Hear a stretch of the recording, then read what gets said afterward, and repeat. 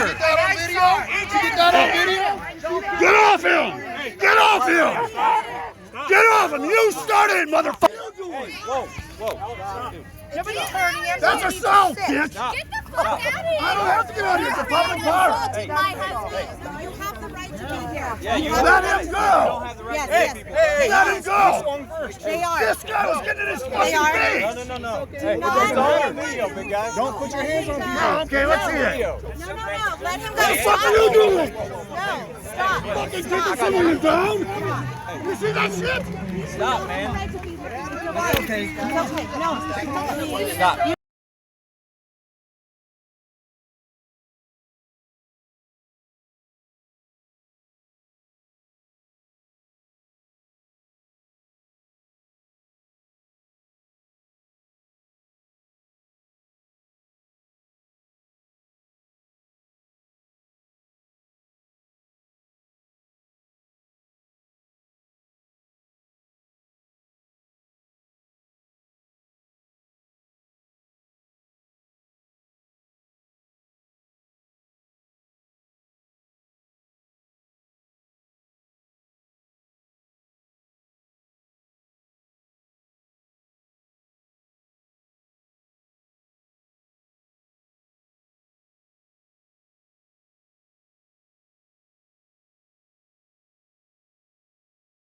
Who assaulted the man. He was kind of talking mess.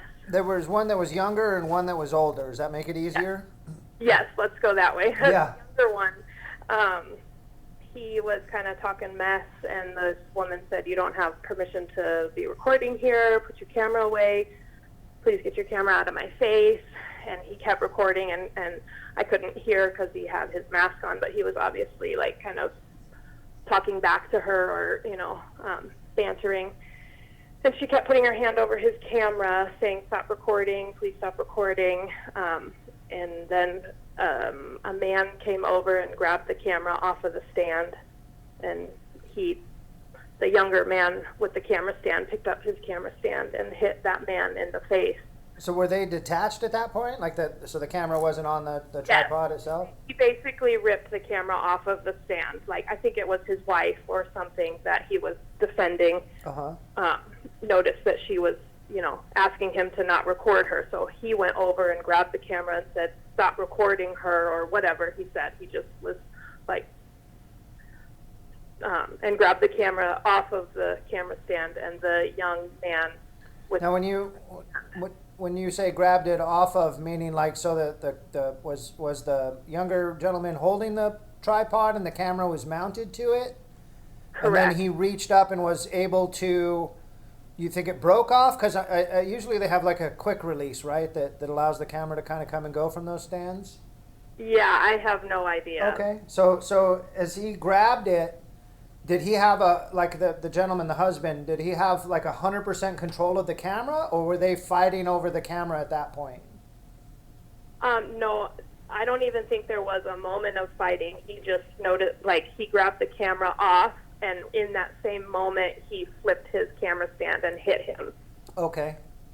Noticed it came off and became angry, and not that he wasn't already angry, but flipped the stand over in that same moment and whapped him in the face with it. And then the surrounding people were jumped on him, knocked him down to hold him down because he had just assaulted that man. And then I stepped away. The female's face, was it a reasonable distance? Was it, an inch from her face? Did it touch her face? Did it, did you see any of that? It was an arm's length.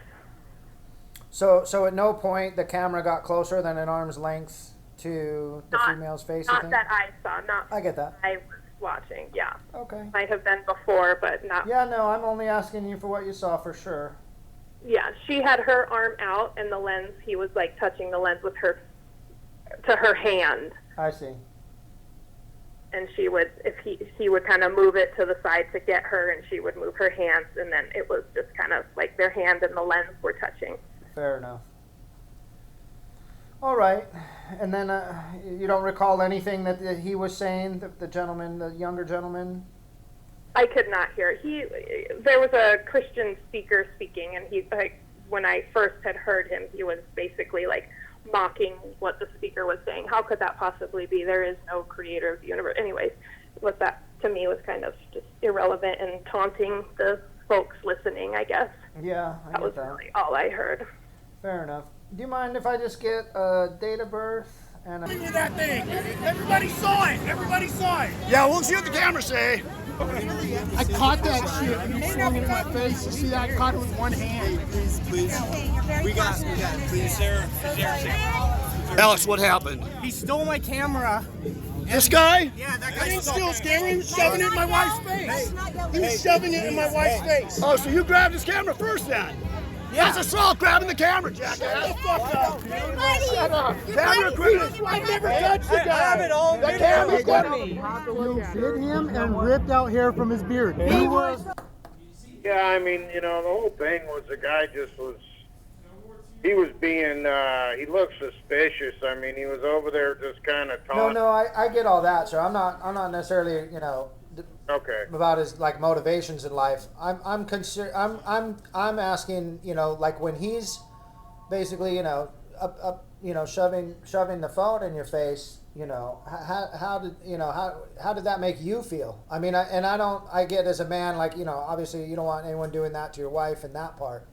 I'm just saying, like, you know, were you guys afraid of this guy? Did you think he was, you know, dangerous? Did you know, any of that? Or was he just some kook that was out to annoy everybody and you guys got targeted kind of thing?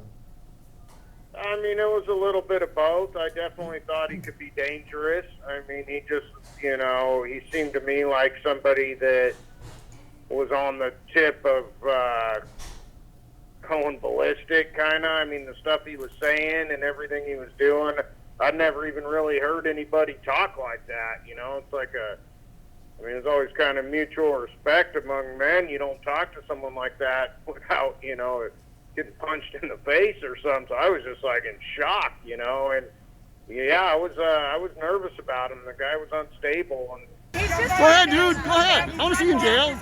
I'll take a beating. Go ahead. I want to fight back. Go ahead. Knock yourself out. of my face. Knock yourself out. No, You I'm came gonna up to knock me. you out. You You're came getting up to real me. close, bud. You came up to You're me, getting real jackass. close. you know, I didn't know what he was going to do, and he just kept getting closer and pushing that thing in her face and up towards her, and, you know, yeah, I was a little nervous. Fair enough. All right, sir. So the next clips you're going to see are just some of the clips, random clips that some of the people in the community were talking about and discussing online. Some good, some bad. Mostly, you know, there's people that have the sentiment that the McClintock started this, and I have that sentiment because they came over to us. We were sitting on a bench, sitting down, and so I don't know how two people sitting down, other than being verbal. And we weren't all this cursing. That's the thing. We weren't cursing. If someone can produce, I mean, once we were attacked, you betcha, it was on for me. I cursed up a blue streak there. But anyway, it's a bunch of videos or clips from the community. And, you know, where people want to see more evidence. I want to see more evidence. Like, I'd love to see the videos that were in our cameras, because we review the film as it goes, and the big cameras tends to overheat on hot days. So that one we have to shut down. And fortunately, that's how Sabina got some of the angles, by using her phone, just like I used my phone. And so we were able to keep some of those videos. We'll see if the police will actually ever release our videos to us. Hopefully they'll give us our camera equipment back, because it's quite expensive. And would like to have that back. They've kept it for 1.5 years now. I'm sure they must have gleaned anything they could possibly glean off it by now. And yet they're not making it available, or any of the videos, or the video from the park, the overview video from the park that they actually cited at our preliminary. The female detective came in and she cited it in her testimony, that videotape of the park. But she left out all the fact that the McClintocks had moved behind us, and that Chad Inman and the two women were dancing with their asses in our face. They neglected any of that. So we'd really like to see that videotape to show the whole progression of things from an overhead view, because that would be very enlightening for everybody, I'm sure.